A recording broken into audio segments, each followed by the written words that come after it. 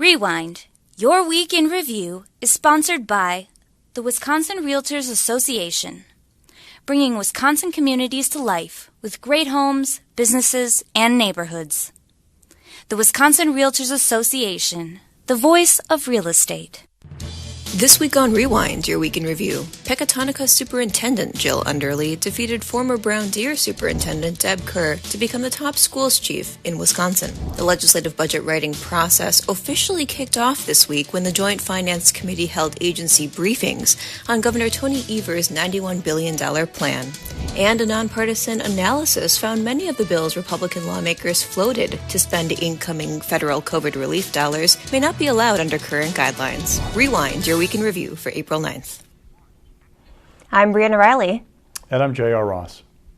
The Wisconsin Supreme Court today issued a long-anticipated ruling on voter rolls. Justices in a 5-2 ruling Friday morning found a lower court erred in ordering the Wisconsin Elections Commission to immediately purge thousands of voters identified as having potentially moved from the rolls.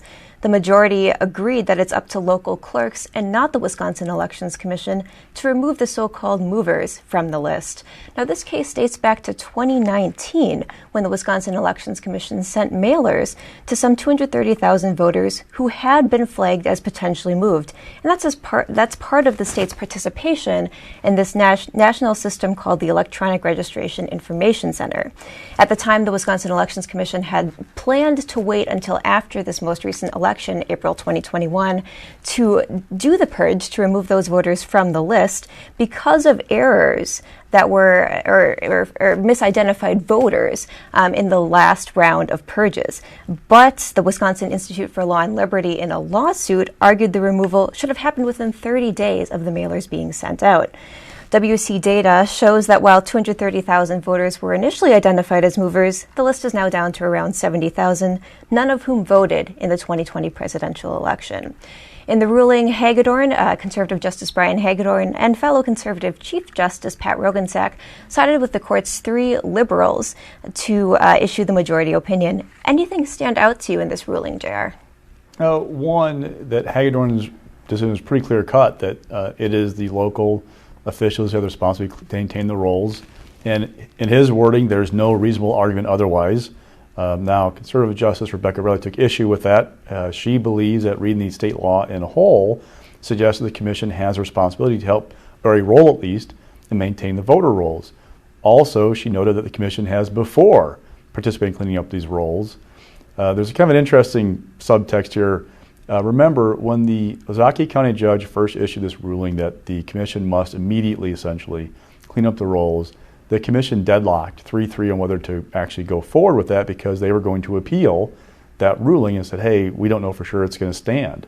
Well, when they didn't move forward, Will went back to that Ozaukee County judge and sought a contempt order, essentially, and he issued fines to the Commission and the three Democratic appointees in that body for not basically doing what he told them to do. The appeals court put that on hold, eventually overturned it. The majority opinion today affirms overturning that contempt order. What's interesting is Bradley also takes a big shot at the majority for doing this because she says that it undermines the basically rule of law in Wisconsin if you have an actor, a state agency, who doesn't immediately respond to a court's order. What's that say for other people who are ordered to do stuff? Say, well, I don't have to do it because I'm going to appeal this, so I can just kind of wait. So a little bit of a kind of lower level drama there in the decision, but for the most part, it's pretty straightforward. Now the question is going forward, okay, how are locals going to clean up these rolls, and what's the Commission going to have to do in light of this decision to kind of help them do this? Because other thing is, there was a little bit of you mentioned the 71,000 who they haven't found yet, who did not vote in November. The other kind of aspect of this decision is that it did play a role in the complaints that Donald Trump supporters had about the 2020 election. They tried to sow doubts about the results, and because these voters weren't removed, there was a problem. This kind of, the finding that the 71,000 did not vote kind of helps tamp down that complaint. Also worth noting that there are about 17,000 voters who did not move, were identified by Eric as possibly having moved, that if they had gone through this, removing of the rolls, they would have been pulled off even though they hadn't moved and would have had to re-register to vote in November. Right, and this does have implications for the use of ERIC and Wisconsin's participation in ERIC going forward. If it is up, to locals to administer this process, that means, I suppose, that in big elections in 2022, we won't see a process beforehand, before the November election, for example, of a removal of thousands of voters from the rolls that were flagged by the other government databases as having potentially moved. So that's one thing to watch for going forward, exactly as you said, JR, is how will this be administered at the local level and when? Yeah, well, Will, in his reaction to the decision, said it's disappointed that it doesn't send a great message for requiring agencies to follow the law.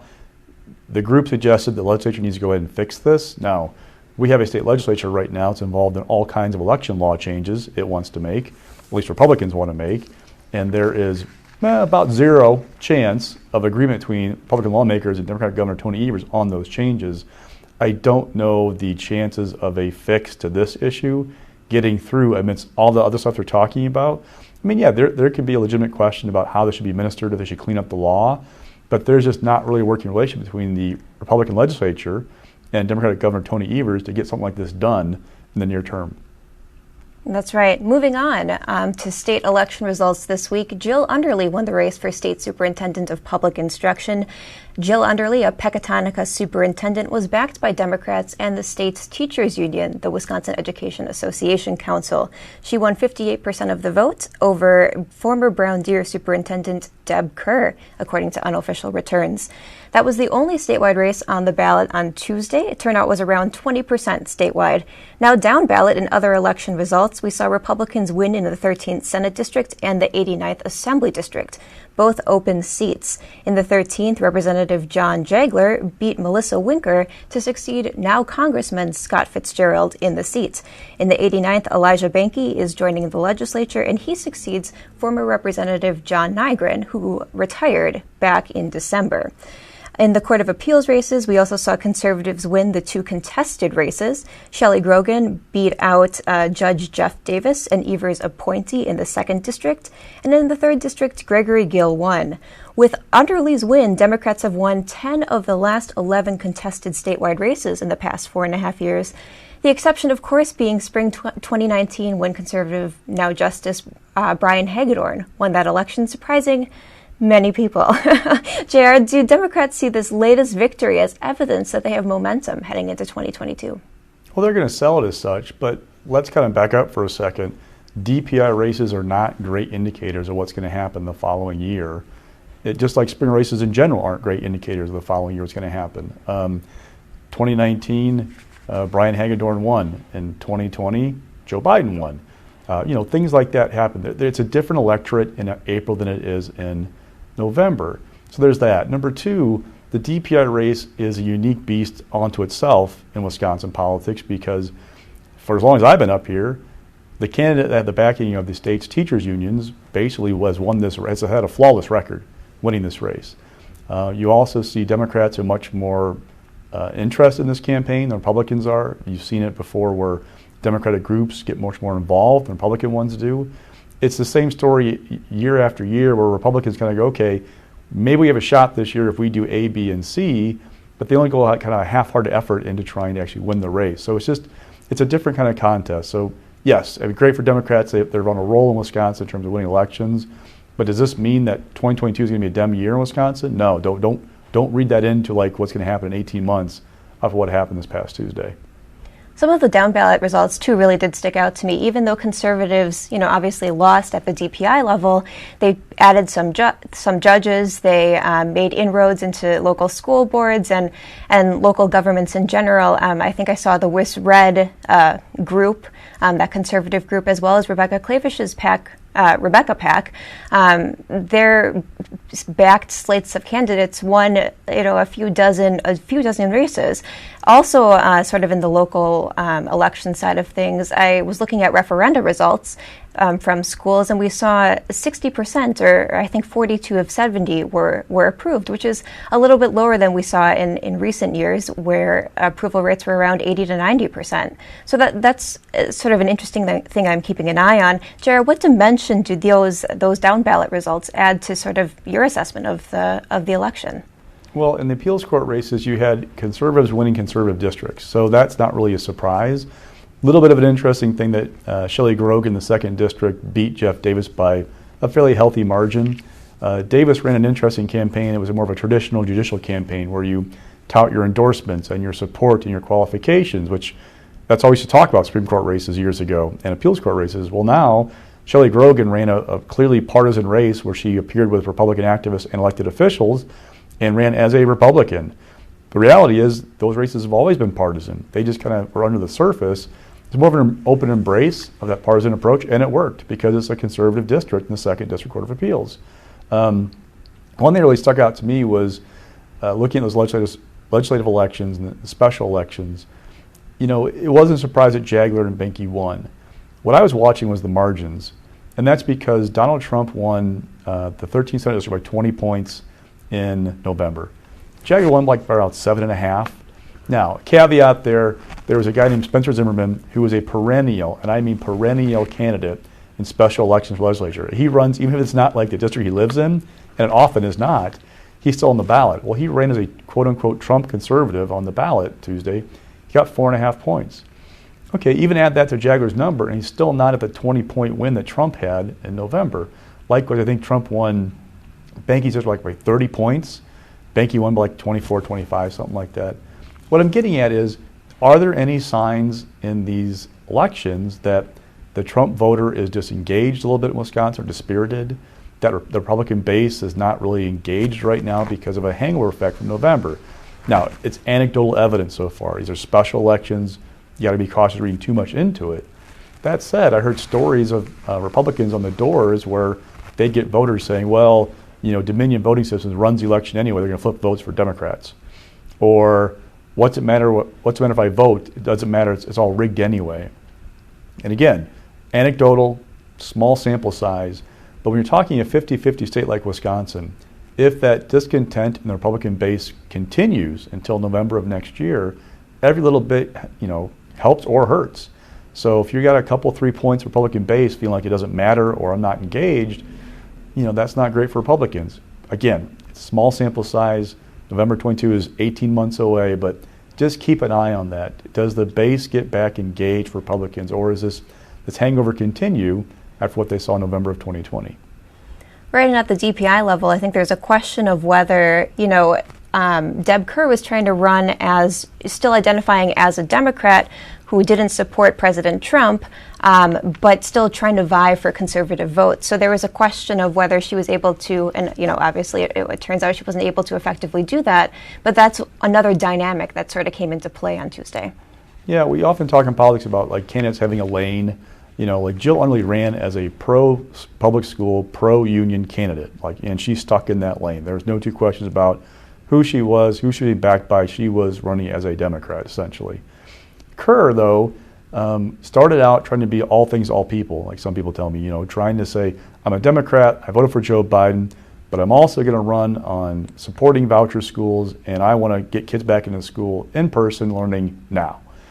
Kind of like appealing to like a conservative segment of the population, as well as frustrated parents whose kids aren't in school. And as the race went on, you saw her get a little more conservative. Like a week ago, in the last forum before the election, she embraced efforts to ban transgender girls from participating in sports with what she said biological girls. And this was the debate last week. It seemed like she was moving farther right as the race went along. And when you don't really have a lane that you stick to, like you're not a clear, this is who I am, sometimes it's hard to get people on your side. These spring races, the lesson might be from this and that Court of Appeals race in the 2nd District that you'll run as a pure partisan. Make it clear who you are. That ignites your base. And in low turnout races, because even though it's 20%, which is not bad for a spring election, it's still 20%. That's not a huge turnout in Wisconsin. You're talking mostly partisans turning out. Ignite your base, get them excited, and that might be a better ticket for you to win. Moving on to more DPI-related news, Republican lawmakers in Wisconsin questioned the state's top K-12 education official, State Superintendent Carolyn Stanford Taylor, on reopening schools and federal aid in the first agency briefing of the budget process this week. Republican leaders of the Joint Finance Committee lamented how federal relief dollars were appropriated to schools over the past 3 COVID relief packages. That comes after the co-chairs released a Legislative Fiscal Bureau memo showing that Milwaukee Public Schools will get over 1/3 of the $2.2 billion slated for Wisconsin districts from those packages. That's because most of the money is distributed through the Title I formula, 90% of it, which is based on the number of low-income students enrolled in each district. In the past, Republicans have sought to prioritize dollars for districts providing in-person instruction. It remains unclear how the federal money will factor into the way Republicans approach the K-12 budget. The Department of Public Instruction and Carolyn Stanford Taylor, as well as Democrats, repeatedly cautioned that these are one-time federal funds and more state support is needed in this budget. JR, did we get any clues from Republican lawmakers this week on how they plan to craft the budget while taking the federal money into account? There are options that they have. The trouble is for Republicans, those options give Governor Evers fodder to use his partial veto authority. Remember, Governor Evers, as all Wisconsin governors, have one of the strongest veto pens in the country. He can rewrite bills to his liking if they spend money. The thing is, the more language you put into a bill, the more fodder you have for Evers to rewrite it. And again, it only applies to spending bills, not just normal legislation. But let's say, for example, the Republicans wanted to create a new categorical aid for schools that had in-person instruction. And it says explicitly, this aid is for districts that had in-person instruction in the 2021 school year. All Evers would have to do is cross out the word in-person, and it would go to everybody, right? So that's an example of like how that pen works. So as they look at ways to try and factor in the federal money and reward, in their minds, districts who were in person, the question is, how can you do that without tempting Evers or giving him that fodder to make it something you don't want it to be? Same thing goes for local aids for municipalities and counties, because we're seeing Milwaukee, for example, getting big pots of money from the federal government. How might that affect the debate over shared revenue, which is state aid to local governments? You know, something to watch. But you can tell there's already a theme developing among Republicans in the Joint Finance Committee of rural Wisconsin versus Madison, Milwaukee, and they're feeling that their districts are getting the short end of the stick, all this federal money, because it's often based on these formulas about poverty. And remember, the money that Milwaukee Public Schools is getting, it's the same formula under what Joe Biden signed as Donald Trump signed. It's a bigger pot of money, but it's the same formula. It's no different than it was before. So it's not like this is a change. It's just that the numbers are getting to be quite big and starting to get a little bit of blowback from Republicans about what's happening with this federal money. Sure. Let me get your take, though, on a tweet that we saw from Republican Speaker Robin Vos this week following Underly's win in the DPI race. He said, quote, "Count me as someone who isn't going to support putting another nickel into this unaccountable state bureaucracy." Do you have any sense of what that, are you reading into it much as we're heading into this budget process? Well, there was a follow-up tweet from Robin also that he's not looking to defund schools. He's talking about the bureaucracy. And so there's a difference there about, you know, the DPI administration, about, you know, adding positions or that kind of stuff. So that's clear that he's talking about that. I don't know he's talking about like cutting school funding for public schools or anything like that. That not seem to be what he's talking about. It's more about that, again, the administration. Still, what are Republicans going to do with state aid to schools when they're seeing all this federal money flowing to, again, I hate to keep saying bringing Milwaukee up, but Milwaukee is getting 1/3 of the money. I mean, that's $800 million out of $2.2 billion over the 3 packages. That's where most of the money is going. Madison does okay on this as well. Racine, Green Bay, they're the bigger districts that have the higher poverty levels. That's why they do so well. Now let's hear from State Superintendent Carolyn Stanford Taylor and members of the Joint Finance Committee during Tuesday's agency briefing. Since submission of my recommendations, the federal government has appropriated $2.4 billion to K-12 schools in Wisconsin. The receipt of these funds does not change the recommendations I made last fall to address the ongoing needs of schools. I'm not advocating for any cuts, but I do believe that we should and can use existing money state money to recognize that some school districts have, under that formula, fared a lot better than other districts that were actually open. And on a one-time basis, I really encourage this committee to look at ways that we could be more equitable in the dispersion of that money. And I would welcome for your department to be part of that process. So yes, while we are grateful for those dollars, there were some issues that would not have been present in our schools and communities had we not been in COVID. And the impact of COVID on those students will continue beyond the next few years. And that's my plea to you, is that we forecast out and recognize the continuing needs of our districts. I mean, when I look through the budget requests here, I see Milwaukee, I see larger districts specifically named. And yet I watch our small rural schools burning up their funds on transportation. So I do hope, as we are looking forward, that there's a little bit more focus on outside of urban areas and that other parts of the state have their challenges also. Thank you. But I think what the number one issue is, if you really do talk to the school administrators and the school districts, it's the special needs funding in this, which is why what the governor is proposing is so important, because it's going to allow our schools to do so much more under the revenue limits that they have to live with. Republican lawmakers' plans to spend federal COVID relief dollars may not be allowed under current guidelines. The Joint Finance Committee this week approved 11 bills along party lines to spend much of the $3.2 billion Wisconsin is getting under the American Rescue Plan Act. But a Legislative Fiscal Bureau memo found that proposals to pay down state debt, create grants for local highways, fund emergency communications, and more may not be allowed under the current federal guidelines. Now, the U.S. Department of Treasury could provide more guidance to clarify which proposals are allowed, but it's important to remember that the legislature currently has no say in how the dollars are spent. Still, supporters say the effort would ensure the money is spent wisely and with extra oversight. Evers spokeswoman Britt Cuddeback said in a tweet, quote, "It is no surprise Republicans are too busy playing politics to worry about jeopardizing federal funds that will help our state bounce back from this pandemic." Jar, you talked last week about how these bills were put together pretty hastily. Is this LFB analysis here more evidence of the rushed process here?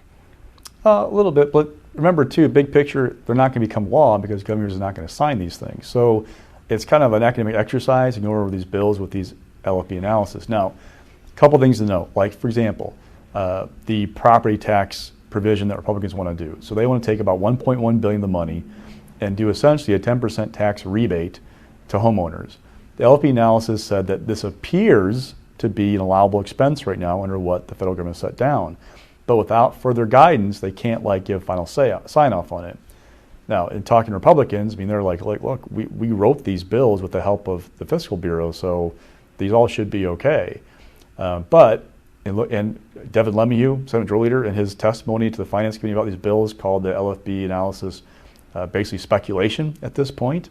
But the bottom line is, this is all about trying to put a message in front of voters about Republican priorities. Also, maybe get Democrats to take some tough votes, and then try and get Governor Evers to veto some things that may look popular politically. But let's be honest. I mean, like the $1.1 billion for a property tax refund, the more expensive your home is, the bigger refund you're going to get. That's not really how Democrats like to do tax breaks, right? The ones that benefit those who are wealthier. So that's not going to become law. Again, it's a messaging thing, trying to put something out there to counter the governor's message, because the governor has sole authority to spend this money. Republicans want to put markers down of this is how we're going to do it. And these bills have gone from being circulated late Thursday of a holiday weekend last week to Assembly committees on Tuesday for public hearings, Assembly committee votes on Wednesday, Joint Finance hearings and votes on Wednesday, now the Assembly floor on Tuesday for final votes to get them out of that House. So it is definitely a quick process. Not unheard of. I've seen it before. But again, it's more about a message than it's about getting something done. Let's hear now from Senate Majority Leader Devin LeMahieu and Senator John Urbanbach during Wednesday's Joint Finance Committee hearing on this subject. Without a defined plan for Wisconsin on how the federal money will be spent, how can we ask your committee to provide a responsible budget if we don't know where all this federal funds are going. Do you have any comment on, it appears that maybe 9 of the 11 proposals you either may not be able to do or might not be able to do based on federal guidelines? There is no federal guidance yet from the federal government, and I did see the memos that were put out by the Fiscal Bureau, and I believe those are just based on speculation at this point. Because there's no guidance, we might not be able to do 9 of the 11 proposals that you have here. We think once the guidance comes out that these are very important things to invest in, and we hope that the guidance covers it, and we can continue to adjust as this guidance comes out, but we feel these are vitally important for Wisconsin.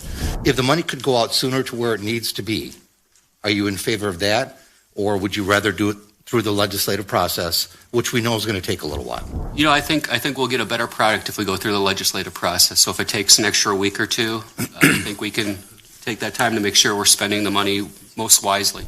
With all due respect, it's going to take a lot longer than a week or two. We're talking months.